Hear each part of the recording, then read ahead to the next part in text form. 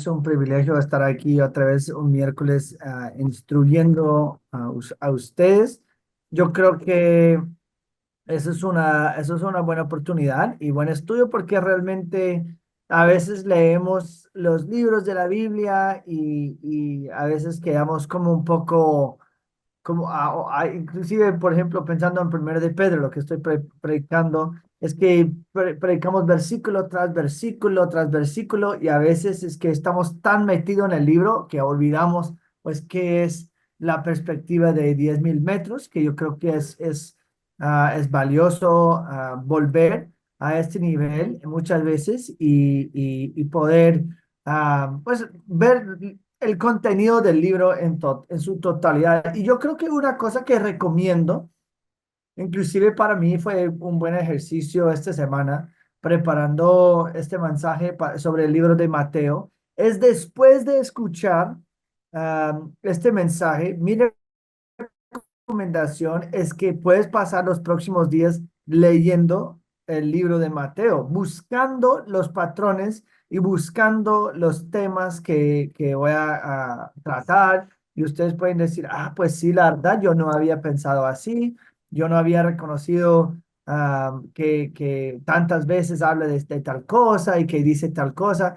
Y realmente es importante porque necesitamos poder entender muy bien la panorama o el panorama del libro para poder estudiarlo mejor. Entonces, en esta noche, comenzando esta serie sobre el panorama del Nuevo Testamento, claro, vamos a comenzar donde el Nuevo Testamento comienza en el libro de Mateo.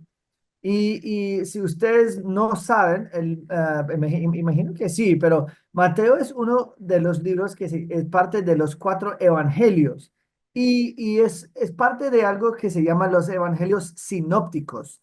Los sinópticos son Mateo, Marcos y Lucas. Se llaman el evangelios y quizás ustedes no sabían por qué se llaman los evangelios. Es porque ellos hablan de las buenas noticias. Eso es la palabra evangelio significa buenas noticias. Y entonces se llaman los evangelios porque ellos hablan y tratan de la vida de Jesús. Ellos hablan de la buena noticia de la vida, muerte y resurrección de Jesucristo, que es la base de nuestra salvación. Y cuando yo dije que son evangelios sinópticos, que es Mateo, Marcos y Lucas, eso significa ver junto con una vista común. Es decir, la palabra sinóptica literalmente significa visto junto, conjunta. Es decir, estamos viendo la misma cosa juntos. Eso significa que Mateo, Marcos y Lucas tienen muchos de los mismos relatos, inclusive a veces en el mismo orden, con cambios pues menores, digamos, que realmente podemos explicar porque son tres personas contando el mismo relato, pero desde una perspectiva diferente. Pero casi 90% del libro de Marcos, el contenido del Marcos se encuentra en Mateo. Y por eso algunos han dicho que, tenemos un problema sinóptico. Eso es como se llama, el problema sinóptico, que realmente no es un problema en ningún sentido. El problema sinóptico, básicamente, es la idea que esos tres libros son tan similares en su contenido que algunas críticas han dicho que, pues, Mateo, Marcos y Lucas tenía que haber escrito desde la misma fuente y ellos inventan un nombre de un documento que es la fuente de esos tres, que se llama Q.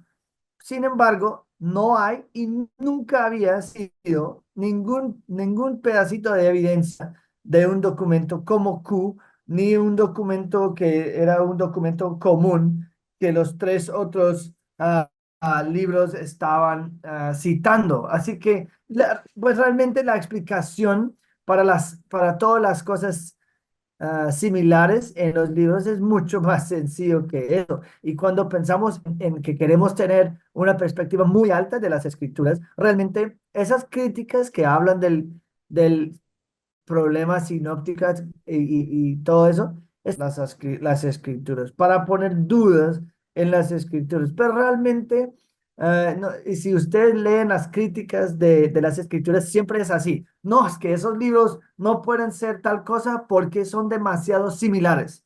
Pero yo recuerdo en el seminario escuchando una vez que ellos dijeron, las críticas, que yo aprendí, las críticas dicen que Gálatas y Efesios no puede ser escrito por Gálatas o por Pablo porque es demasiado diferente que Gálatas. Entonces, bueno, está muy diferente, así que eso es un problema. Pero Efesios tampoco puede ser escrito por Pablo porque es demasiado similar a Colosenses. Entonces, es que, pues, si es demasiado diferente, problema. Si es demasiado similar, problema. Y no toman en cuenta como, mira, el Espíritu Santo quería transmitir la misma cosa a dos iglesias diferentes en el caso de Efesios y Colosenses, o quería transmitir otro mensaje, por ejemplo, en términos de Colosenses o Efesios y Galatas. Entonces, la solución, digamos, el problema sinóptica o sinóptica es que son demasiado similares Mateo, Marco y Lucas porque tienen el mismo Espíritu Santo que inspiró todos y porque cada libro fue escrito por testigos oculares. Por ejemplo, Mateo fue un apóstol, entonces él estaba mirando y era testigo de todo lo que está pasando. Marco, Marcos no era, él no era apóstol, pero Marcos estaba escribiendo como bajo la influencia de Pedro. Entonces Pedro es apóstol, entonces Marcos estaba hablando y escribiendo según lo que está contando Pedro. Y Lucas también es alguien que hizo muchas entrevistas hablando con testigos oculares para los mismos relatos. Así que, bueno, las historias son similares, claro, porque está escrito por testimonio o por testigos oculares o alguien muy conectado con un testigo ocular, pero también hay diferencias porque es la misma persona o otra persona describiendo la misma situación desde otra perspectiva. Bueno, eso es como una introducción, digamos. Pero ¿quién es el autor y qué es la fecha del libro? Pues el autor es fácil, eso es Mateo. Mateo era uno de los 12 apóstoles de Cristo y un testigo ocular de todo el ministerio de Cristo. Su otro nombre en la Biblia era Leví. Es que a veces cuando dice que Leví, el recaudador de impuestos, está hablando de Mateo.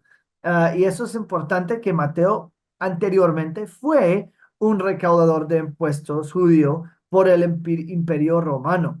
Pero él dejó y abandonó toda su carrera como recaudador o publicano, recaudador de impuestos para seguir a Cristo.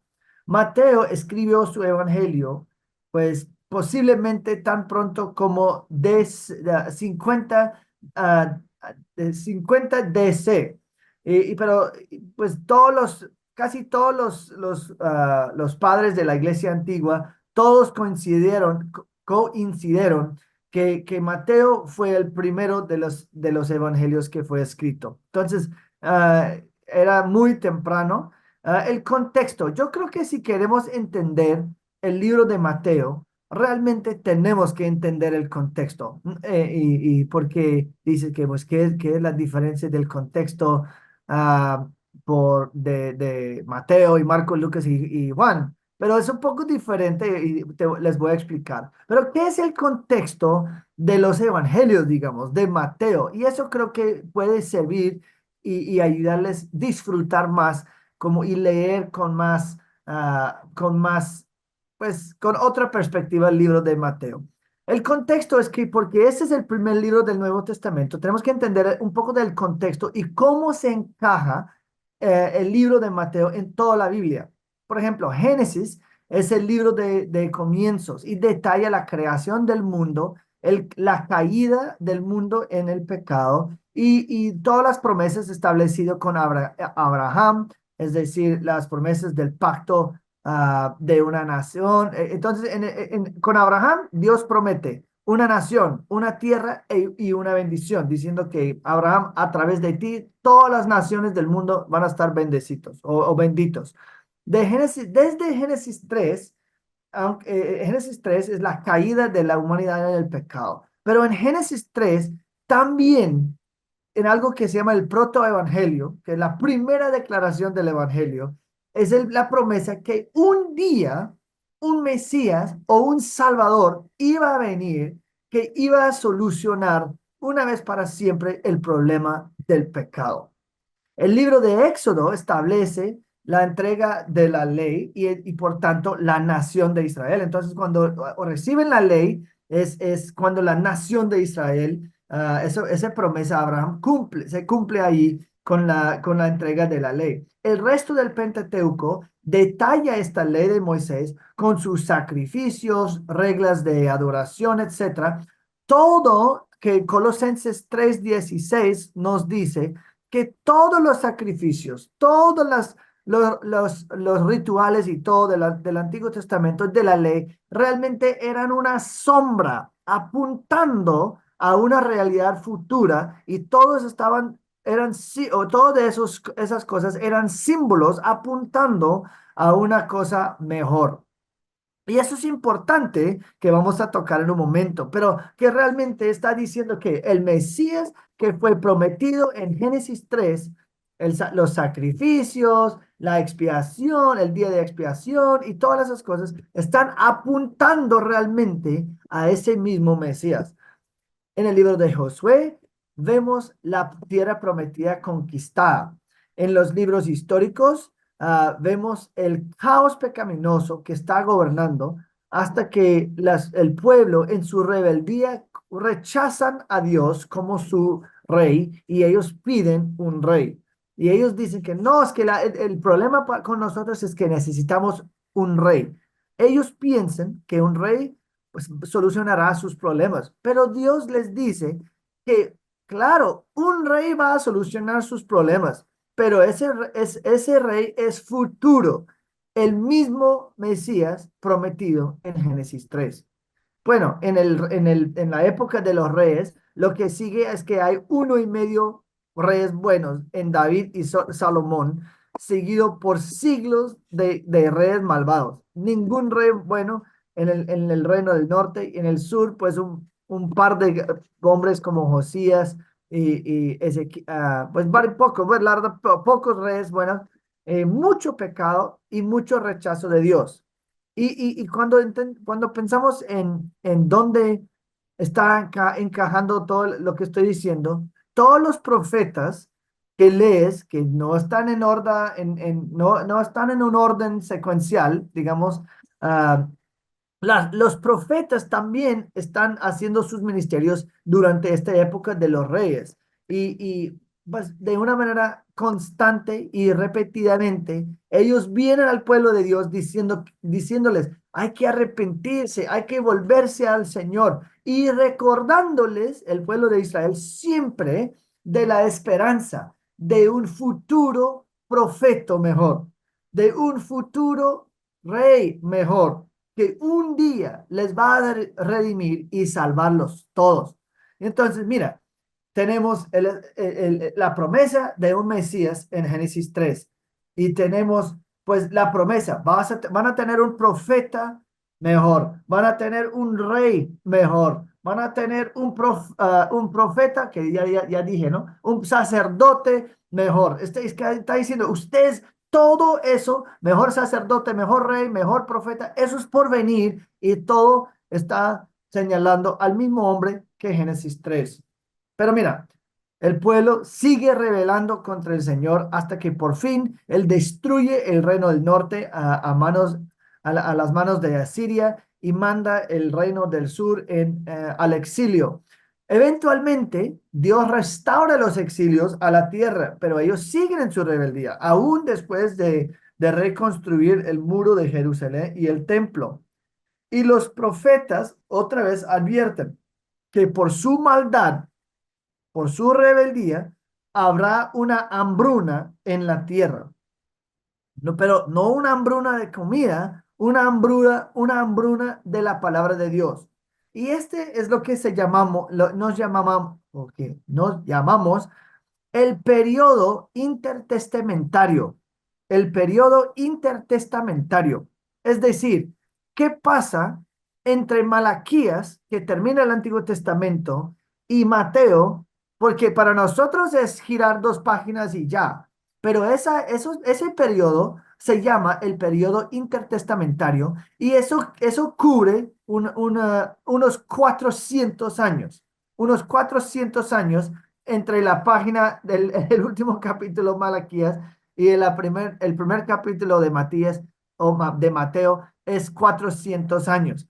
Y este periodo era un tiempo pues bien triste para Israel, porque no tenía ningún profeta, no tenían ninguna revelación nueva de Dios y ellos estaban teniendo una expectativa anhelante para un Mesías y el rey que había sido prometido, que iba a darles toda la plenitud de todas las promesas de Dios. Entonces, ellos estaban anhelando, es claro, sí, estaban rechazando al Señor por siglos antes, pero estaban siempre anhelando, no, el Mesías, el Mesías, el Mesías, ¿cuándo va a venir? ¿Cuándo va a venir? Y los profetas declarando, Él va a venir, arrepiéntense. Y entonces aquí estamos en esa época y ya no hay profetas, ya no hay palabra de Dios y la gente comienza pues desanimarse más. Y aunque este periodo fue totalmente silencioso en referencia o en cuanto a la revelación de Dios, Dios todavía estaba activamente trabajando. Este periodo de esos 400 años realmente sigue la historia predicho en el libro de Daniel. Recuerda que Daniel estaba hablando de los reinos. Él estaba hablando de que vamos a primero tener Babilonia y después vamos a tener los medos y los persas y después de Grecia y después romanos o los romanos o el imperio romano. Mira, eso es lo que estaba pasando aquí. Cuando el Antiguo Testamento termina, estamos en medio del imperio de los medos y las persas, y los persas. Entonces, cuando termina esos 400 años de este periodo intertestamentario, eso, los primeros 100 años de este periodo de silencio, donde el Señor no está revelando nada, eso es cuando está pasando, por ejemplo, 100 años después de Malaquías, el imperio griego conquista el imperio de los medos y los persas. Así que bueno, ya, y en ese momento, cuando conquista el imperio griego, ¿qué pasa? Ellos conquistan toda la región y ellos dicen, Alejandro Magno, él conquista todo y obliga que todos aprenden griego. Y eso es importante porque todo el Nuevo Testamento está escrito en griego. Pero él dejó que las judías conservara su religión, pero la cultura griega se llamaba helenismo o helenismo, tenía un gran efecto. Entonces, cuando estás realmente leyendo el Nuevo Testamento, los helenistas o algo así, eso realmente son judíos que habían impactado o muy afectado por la cultura griega. Y eso fue importante. Y es que una cosa que vamos a ver es que qué lindo es el Señor. Para nosotros pensamos que, bueno, Alejandro Magno, que él conquistó y por su orgullo realmente él estaba enamorada con la cultura griega y él dijo que no, yo creo que todo el mundo habla griego, todo el mundo tiene que hablar el mismo idioma. Entonces, todo el mundo comenzó a hablar, pero realmente pensando de la perspectiva divina, eso es tan tremenda, porque si todo el mundo habla más o menos el mismo idioma, que puede salir y repartir más fácil el mensaje del evangelio. Entonces, eso no fue accidente. El hecho que todo el mundo hablaba griego en ese momento ayudó mucho la difusión del evangelio en el mundo. Pero eso es lo que pasa, Alejandro Magno, eso pasa en ese tiempo intertestamentario. Y después el imperio griego fue conquistado por el imperio romano. Y cuando comienza el Nuevo Testamento, el imperio romano es quien está gobernando sobre Israel. Entonces, todo, pues vemos la influencia de Roma en absolutamente todo. Pues eran los romanos que mataron a Cristo en la cruz. aunque fue, ellos realmente estaban actuando según los deseos de los judíos, pero fue el Imperio Romano que estaba ahí encargado, digamos, gobernando en ese momento. Y los judíos odiaban sus captores romanos. Y el hecho que ellos estaban furiosos, que realmente eran totalmente dominados. Y por eso, ese odio para Roma o los romanos alimentó su deseo para el Mesías. ¿Por qué? Porque en el Antiguo Testamento que dijeron, va a ser un rey mejor, va a ser un rey que va a gobernar y todas las naciones van a doblegarse delante de ese rey. Y mira, y si tú eres un judío en Israel, bajo de la tiranía del Imperio Romano, ¿qué estás esperando? No. ¿Dónde está el rey? ¿Dónde está el rey que va a venir y por fin va a liberarnos de esos tiranos? Y eso vemos esta actitud muchas veces. ¿Cuántas veces en el libro de Mateo la gente comienza a decir, tú eres el rey, tú eres el rey? Y ellos querían coronarle como rey. ¿Por qué? Porque ellos recordaron esas promesas y dijeron que no, por fin podemos liberarnos de esos tiranos y esto va a ser demasiado chévere. Y, pero obviamente Jesús dijo que no. En este periodo de 400 años, muchas cosas fueron desarrolladas que no estaban en el Antiguo Testamento, pero aparecen en el Nuevo Testamento. Por ejemplo, los oficios de las escribas o un rabí. En el Antiguo Testamento no vemos nada de escribas, ni fariseos, ni saduceos, ni la sinagoga, ni rabí, pero en el Nuevo Testamento comienza Mateo y tenemos todo eso. ¿Por qué? Porque eso es lo que todas las posiciones comenzaron en el periodo intertestamentario. Por ejemplo, muchos judíos pensaron, la razón que nosotros fuimos al exilio fue por la ignorancia de la ley de Dios. Entonces, los escribas se convirtieron en expertos en la ley, tratando de arreglar el problema. Mira, si fue por ignorancia que el Señor nos castigó, pues vamos a inventar esa persona que es el escriba, que va a ser como un experto en la ley y va a ayudarnos a aprender. Los fariseos y los saduceos eran los oponentes más visibles de Jesús en todo su ministerio, pero ellos también, pues, surgieron pues esa posición fue inventado en ese tiempo y ellos eran los líderes religiosas y sociales en la sociedad. Y aunque los fariseos estrictamente adherían a la ley del Antiguo Testamento, pero aún más que la ley, la tradición de los ancianos, los saduceos rechazaron todo el Antiguo Testamento excepto el Torá y eran guardianos del culto del templo. Entonces, cuando los saduceos llegan, en Mateo 23 y dicen algo como, y mira, si la mujer tiene siete esposos y quién va, y todos mueren, ¿quién va a ser su esposo en la resurrección? Pero esa es una trampa, porque los saduceos rechazaron la resurrección. Ellos no creyeron en una resurrección. Y por eso Jesús dice, no, pero ustedes no entienden. Ustedes no entienden lo que es lo que la Biblia dice y comienza a citar algo en el Antiguo Testamento hablando de sí, la resurrección, sí, cómo Dios es el padre de Abraham, Isaac y Judá, citando el Torá, que ellos sí creyeron, y dice que pero Dios no es el Dios de los muertos, sino los vivos. Así que, y está hablando de que Abraham, Isaac y Jacob están vivos en la resurrección y están vivos en el cielo. Así que Dios, siendo el Dios de ellos, dice que hay una resurrección. Pero si no entiendes que los saduceos que rechazaron todo menos el Torá, es que no vas a tener no va a tener mucho sentido porque están preguntando eso. Entonces yo creo que es importante explicar que esas posiciones surgieron en este periodo. Pero en resumen, el flujo principal del narrativo bíblico en el Antiguo Testamento es uno de un pueblo pecaminoso, rebelde, y tenemos un Dios fiel que siempre está persiguiendo a ese pueblo, disciplinándolos a veces, pero siempre extendiendo la esperanza que uno iba a venir, que iba a ser profeta, sacerdote y un rey para gobernarlos con justicia perfecta. desde la promesa de Génesis 3 por un Salvador, miles de años han pasado y todavía el Mesías no ha llegado. Todavía no ha llegado. El pueblo es ansioso, son expectantes, a veces desanimados y decepcionados, pero ellos se aferran a la promesa de esperanza que un día el Mesías va a llegar.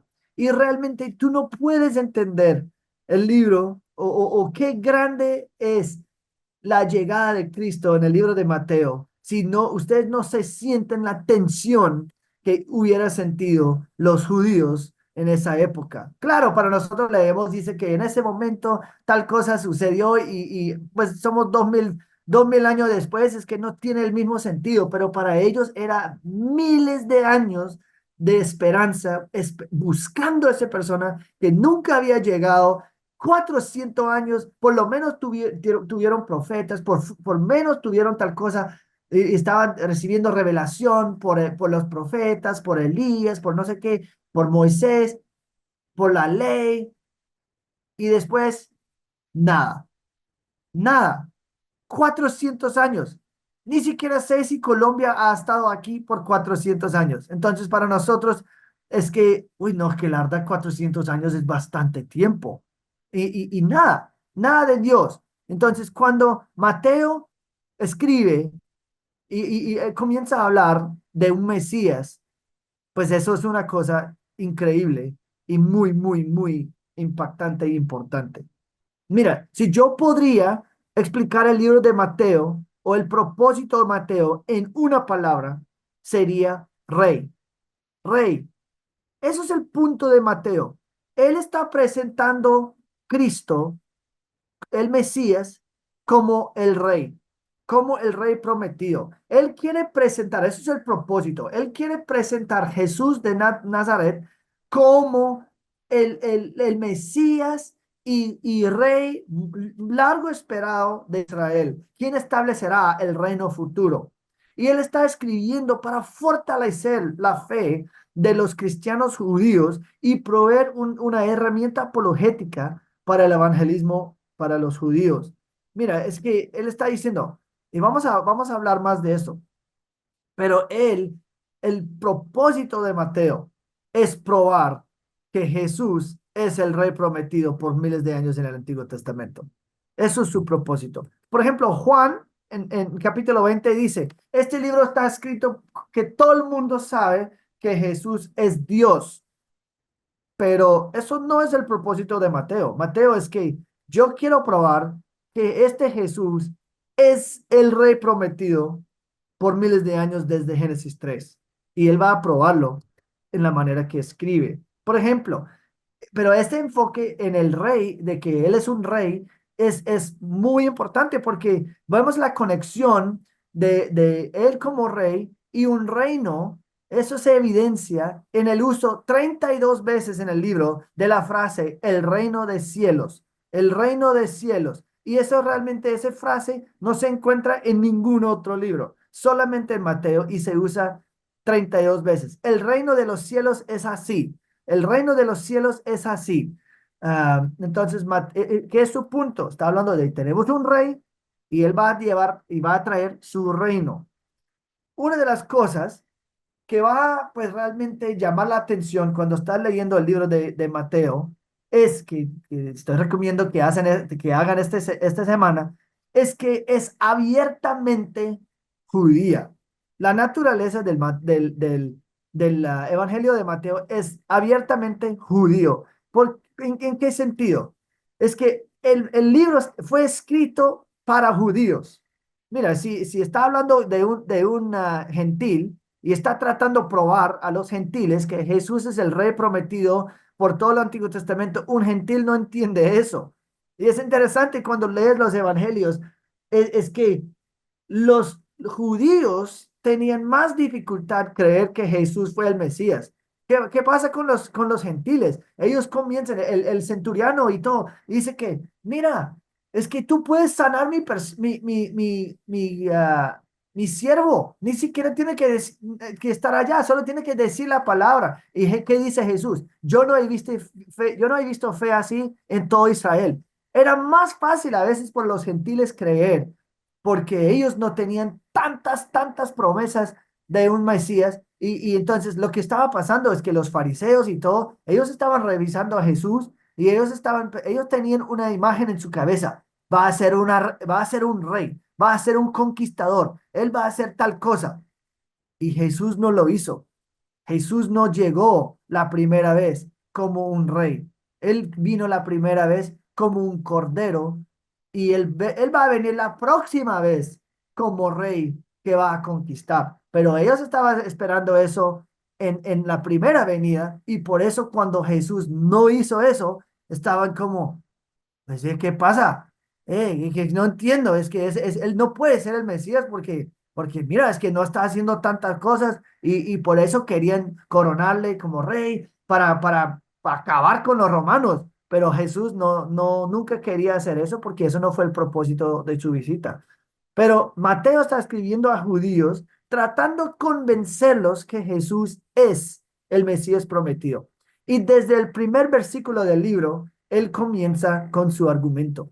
Desde 1:1, capítulo 1, versículo 1 a capítulo 1:18, él comienza con una genealogía de Jesús trazado desde Abraham a José, su padre terrenal.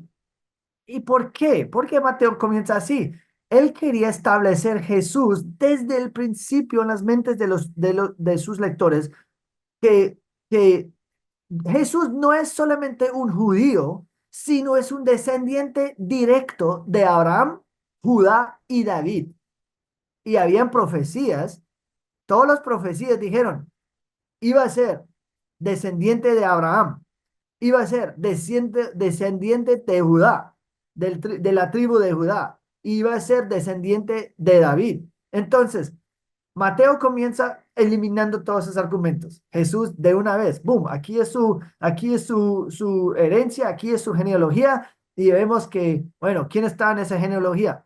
Abraham, Judá, David. Entonces, nombres claves así. Claro, hay otras cosas chéveres ahí, como Rahab siendo como la abuela de David, pues hay como pistas ahí que el plan del Señor siempre era salvar gentiles también, porque metió gentiles en su genealogía. Como era como la abuela de David. Entonces, uy, ¿cómo así? Claro, porque está poniendo gentiles en uy, es que estoy diciendo Rahab, pero en ese momento olvidé si es Ruth o Rahab. Yo creo que es Ruth. Yo creo que es Ruth. Pero el punto es que está metiendo gentiles. ¿Para qué? Para mostrar ah, no, sí, Rahab, Salmón engendró de Rahab, a Booz engendró de Ruth, a Obed y Obed engendró, ay, no, es que la verdad las dos, entonces yo estoy haciendo mejor que pensaba. Pero entonces, ese es el punto, está estableciendo, Jesús es el Mesías prometido y aquí es evidencia que él es descendiente correcto de Abraham, Judá, David, cumpliendo las profecías así. Pero, por ejemplo, en Lucas hay otra genealogía de Jesús, pero eso vuelve no solamente a Abraham, sino a Adán. ¿Y por qué? Porque el propósito de Lucas es mostrarle Jesús no solamente como un salvador judío, sino el salvador de toda la humanidad. Entonces, al volver a Adán, está mostrando que él es el salvador de toda la humanidad. Entonces, hay una diferencia ahí. Ah, y el hecho que Mateo está tratando de escribir a judíos, vemos que Mateo cita de una manera extensa desde el Antiguo Testamento. Realmente, él está tratando de mostrar que Jesús no solamente es el Mesías porque llegó y es descendiente, no, es que él está llegando cumpliendo un montón de profecías. Más que 60 veces en el libro de Mateo, él dice, según este pasaje, tal cosa, y cita un pasaje en el Antiguo Testamento mostrando que Jesús es el Mesías, porque mira la cantidad de profecías sobre el Mesías que él está cumpliendo. No hay ningún otro libro de los evangelios que cita tanto el Antiguo Testamento, porque, claro, el Antiguo Testamento, eso fue las escrituras para los judíos. Entonces, él quiere mostrarles. esta es el Mesías prometido. No, yo no sé si eso es verdad o no. Mira, tal profecía. No, yo no estoy seguro. Otra profecía. Pues yo no, otra profecía. Entonces, después de 60 profecías, es que la conclusión debe ser, pues la verdad es irrefutable, es que no podemos negar que sí es el Mesías prometido en el Antiguo Testamento, porque mira la cantidad de profecías que él cumplió. Y también ah, sabemos también que Mateo está escribiendo a judíos con detallitos, ¿no? Porque a veces él habla de costumbres judíos, pues, y no da ninguna explicación. Y porque, por ejemplo, yo creo que en Lucas dice tal cosa judío, y está hablando de un costumbre, y dice, y los judíos creen tal cosa. Es como explica algo del costumbre. Mateo no hace nada de eso. Él solamente cita el costumbre y sigue adelante asumiendo que sus lectores ya saben qué significa eso y por qué está diciendo lo que está diciendo sobre esta costumbre judío. Y también vemos que todos los temas principales del libro tienen raíces en el Antiguo Testamento y reflejan algo de la expectativa de Israel para un Mesías. Pero, ¿qué son esos temas principales del libro de Mateo? Por ejemplo, las promesas del reino en el Antiguo Testamento. Como dije, el reino de los cielos, él dice esos 32 veces. También tiene que entender, el libro de Mateo está escrito alrededor de cinco discursos principales. Por ejemplo, el libro de Juan está escrito y gira en torno realmente de 7 obras milagrosas de Cristo. Pero Mateo, realmente el enfoque son esos 5 discursos que él tiene, 5 sermones, digamos, y normalmente es un sermón o un par de capítulos de un discurso y después un poco de narrativo. Y después otro discurso, otro narrativo, otro discurso, otro narrativo. ¿Qué son los 5 discursos para que puedan notar en sus Biblias? Número 1 era capítulo 1 a 4 realmente son como una introducción. Vamos a hacer el bosquejo en un momento, pero la introducción realmente del Mesías. Pero el primer discurso es el Sermón del Monte en capítulos 5 a 7. 5 a 7. El segundo y después en 8 a 9 es como narrativo. El otro discurso importante es cuando él llama sus apóstoles en capítulo 10. Eso es otro, cuando él llama a los apóstoles en capítulo 10. El otro discurso importante comienza en capítulo 13, cuando él comienza a dar una cantidad de parábolas sobre el reino. Y él va a hacer el reino de los cielos es así, y da parábola tras parábola tras parábola, y entonces comienza a hablar mucho de eso. El cuarto discurso es la naturaleza infantil del creyente, que comienza en capítulo 18. Y el último gran discurso es el discurso del olivar o en la montaña en capítulo 24 a 25, cuando Jesús habla mucho de la segunda venida pues habla mucho de escatología. Está muy conectado con el libro de Apocalipsis, lo que está predicando en capítulo 24 y 25. Y otro tema repetida en el libro que puedes notar, a diferencia de los otros evangelios, no es que no dicen, pero en Mateo realmente se enfoque mucho, es la hostilidad y el conflicto a las manos de los fariseos y los saduceos. Es que en ningún otro evangelio vemos la oposición contra Jesús de los fariseos y saduceos como lo vemos en el libro de Mateo. Y yo creo que puede ser porque él está escribiendo a judíos, entonces los fariseos eran como los líderes espirituales de los judíos en ese entonces. Entonces, yo creo que está enfatizando la oposición de los fariseos para mostrar a los lectores que, mira, los fariseos son falsos, es que ellos no son buen líderes, porque mira la cantidad de oposición están dando al Mesías verdadero. Entonces, no debes seguir los fariseos, debes seguir el verdadero Mesías, quien es Cristo Jesús. Otro tema triste realmente es el rechazo repetido de Cristo como Mesías. Y yo creo que está conectado con lo anterior de la oposición y la hostilidad de los líderes. Pero es que los ataques contra Jesús son los más severos en Mateo y vemos en varias maneras su rechazo total en maneras únicas. Por ejemplo, en cómo Mateo no incluye el relato del malhechor que arrepiente en la cruz, es decir, no menciona esa parte, que ese malhechor se arrepintió. Él no habla de eso. Tampoco en Mateo menciona que sus amigos y su familia estaba ahí en su muerte. Y también dice, mi padre me abandonó. Entonces realmente es que Mateo presenta el sacrificio de Cristo como un rechazo total.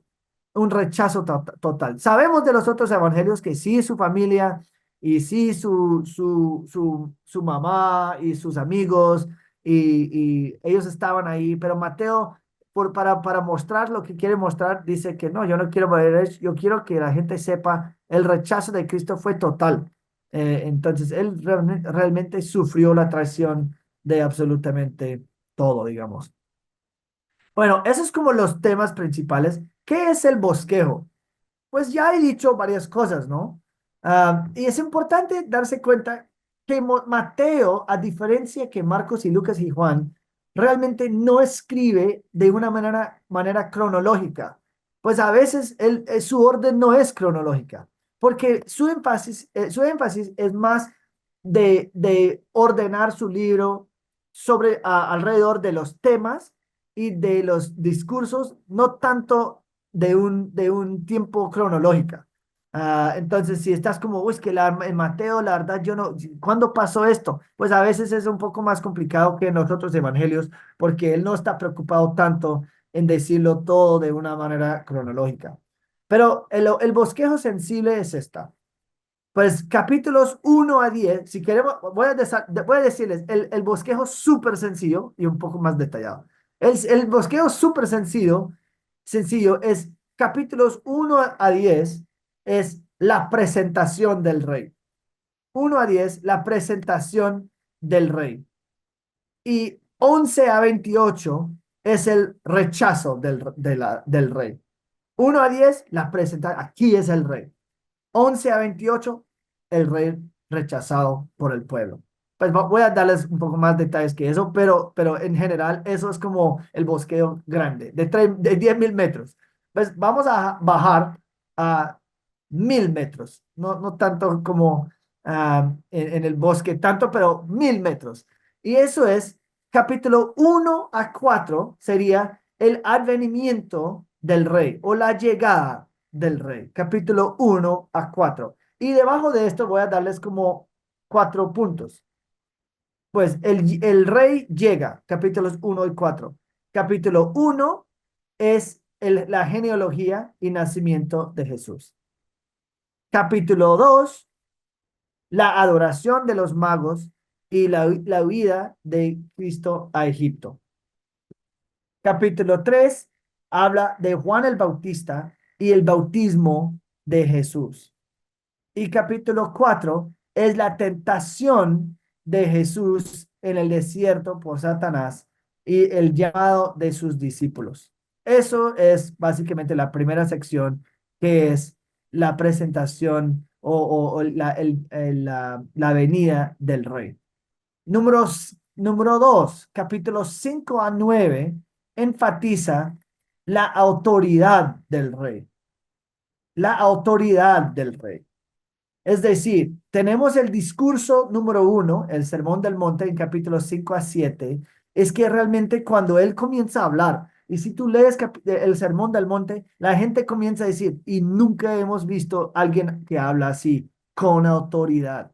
Entonces tenemos la autoridad, el rey está presentado y después en capítulos 5 a 9 está mostrando, y este rey tiene autoridad en la manera que habla, y en capítulos 8 a 9 vemos no solamente sus palabras, pero él comienza a confirmar su autoridad haciendo milagros. Entonces, en capítulo 8 y 9 hay un montón de milagros, básicamente diciendo, yo dije que yo tuve autoridad, voy a demostrar mi autoridad por mis milagros. Capítulo 10 a 12, capítulos 10 a 12 es la tercera sección, que es la agenda del rey, la agenda del rey. Y eso comienza con el segundo discurso, el capítulo 10, que es cuando la comisión de los 12, de los apóstoles, y en capítulos 11 y 12 comienza a hablar de la misión del rey, la misión del rey. En la cuarta sección sería los adversarios del rey. Y esos son capítulos 13 a 17. Los adversarios del rey en 13 y 17. Y ahí comienza el tercer discurso, que son las parábolas del reino. Y él comienza a aplastar y atacar a los fariseos acá. Pero en capítulo 13 son las parábolas del reino. Y capítulos 13 a 17, pues básicamente vemos conflicto constante con los fariseos. Ellos una y otra vez se acercan para probarle, para tentarle, para como pues oponerlo más que todo.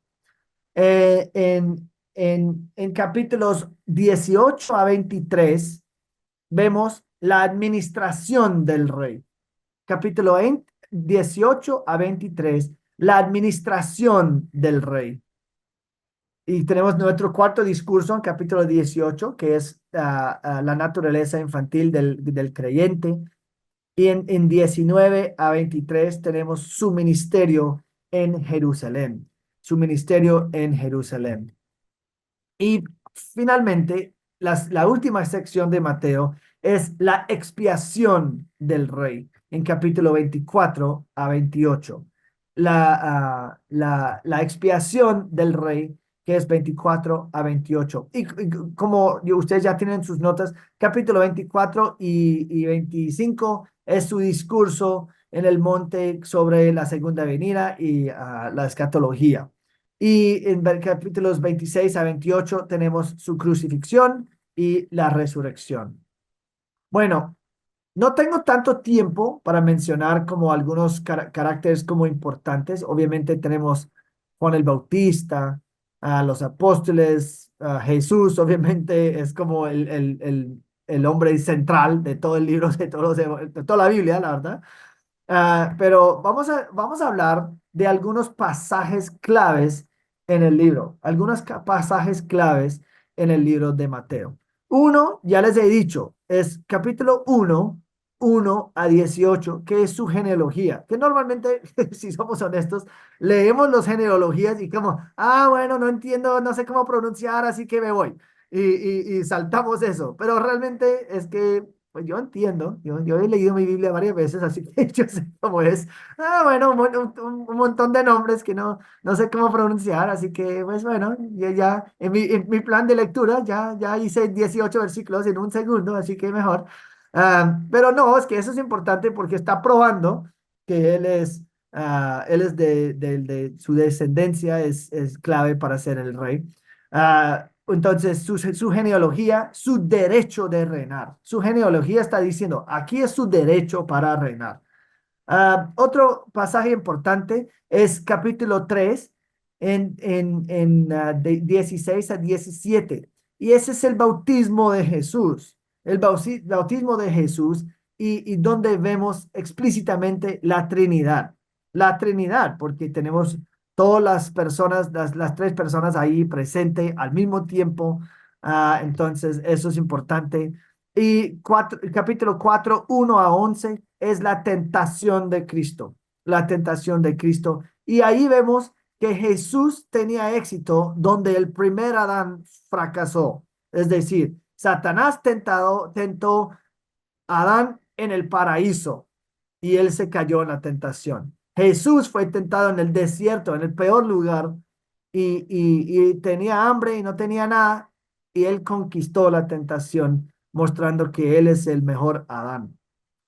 Entonces, capítulo 5 a 7 es el Sermón del Monte. Eso obviamente es muy clave. Y pues, pues profundizando un poco más en el Sermón del Monte, capítulo 1 o 5, 1 a 11 son las bienaventuranzas Benji ha estado predicando las bienaventuranzas. En 5:17 a 20, mira, él dice, no piensen que he venido para poner fin a la ley o a los profetas. No he venido para poner fin, sino para cumplir. Entonces, él está diciendo, yo vine para cumplir todo y ser el mejor sacerdote, el mejor profeta, el mejor rey. Yo vine para cumplir absolutamente todo, no para reemplazar, pero para cumplir. En capítulo 5, 31 a 32, y capítulo 19, 4 a 9, son textos sobre el divorcio y matrimonio. Creo que esos son pasajes claves y como pastor yo tengo que ir a esos versículos varias veces cuando hay problemas de matrimonio, divorcio, creo que es importante.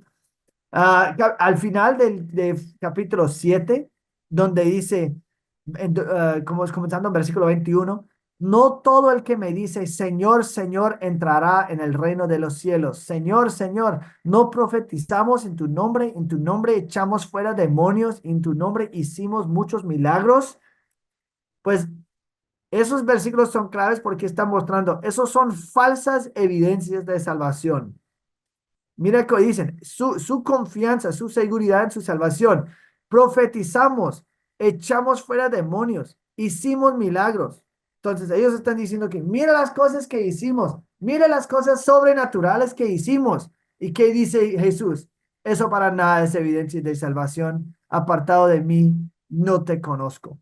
Así que pues eso es algo que muchos carismáticos deben que leer porque yo creo que muchas veces ponen su esperanza de su salvación en cosas que están pasando en sus experiencias y las experiencias no es evidencia para nada de salvación. En capítulo 12, 31, habla de la blasfemia en contra del Espíritu Santo. Um, un versículo súper clave es capítulo 16, versículo 18, la confesión de Pedro, la roca, dice que tú eres el Cristo. Yo creo que está hablando de su confesión, que tú eres el Cristo, no Pedro mismo. Pedro no es la roca sobre lo cual él va a edificar su iglesia, pero sí, sino es la confesión de Pedro que él es el Cristo. Es importante, yendo a capítulo 17, habla de la transfiguración. La transfiguración, pero no solamente eso, yo quiero enfatizar algo. Um, en versículo 28 del capítulo 16 dice, el Hijo de Hombre ha de venir en la gloria de su Padre con sus ángeles, y entonces recompensará a cada uno según su conducta. En verdad os digo que hay algunos de los que están aquí que no probarán la muerte hasta que vean el Hijo del Hombre venir en su reino. Y mucha gente dice que, ¿cómo así? Eso tiene implicaciones escatológicas. Pero el próximo versículo, que es versículo 1 del 17, es el cumplimiento de esta profecía. 6 días después, Jesús tomó consigo a Pedro, a Jacobo y a Juan, su hermano, y los llevó aparte a un monte alto y se transfiguró delante de ellos. Entonces, este versículo 16, 28 inmediatamente se cumple en la transfiguración en capítulo 17.